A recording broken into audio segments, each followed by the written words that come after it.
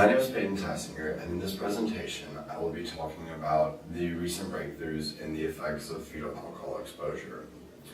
It is a common understanding that there are exclusively negative impacts that are detrimental to development and could potentially cause fetal alcohol spectrum disorder. First, I would like to talk about research in Finland. These rats were exposed throughout pregnancy to a high dosage of alcohol, roughly 10%.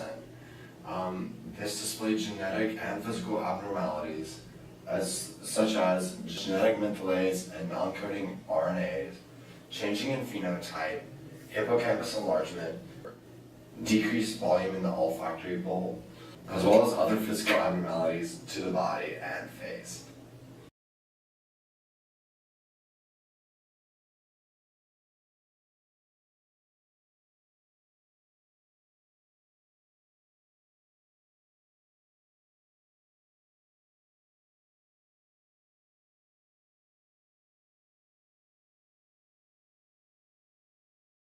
There were also very notable changes in brain chemistry and structure. There were behavioral changes such as emotional instability, hyperactivity, distractibility, shorter attention span, and lower IQ.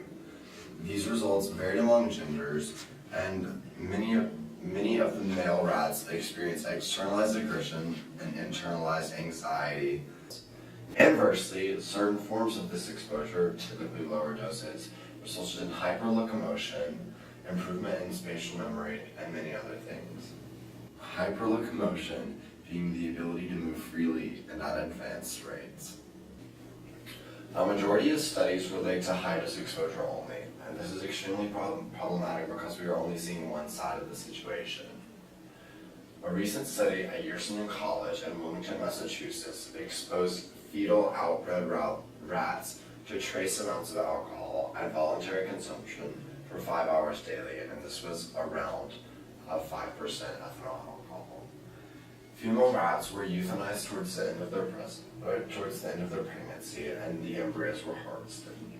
These embryos showed signs of increased fractalkine production. Fractalkine, being a protein characterized by its 3 amino acids, is expressed at high levels by neurons, mostly in the forebrain structures, such as the hippocampus, amygdala, cerebral cortex, and the thalamus. And fetal and maternal weight increased throughout the duration of the pregnancy. This shows the necessity for further research in this field because there could be potentially advantageous impacts that we are missing out on as a human race. And this just raises many questions and many risks, and we need to continue research in this field.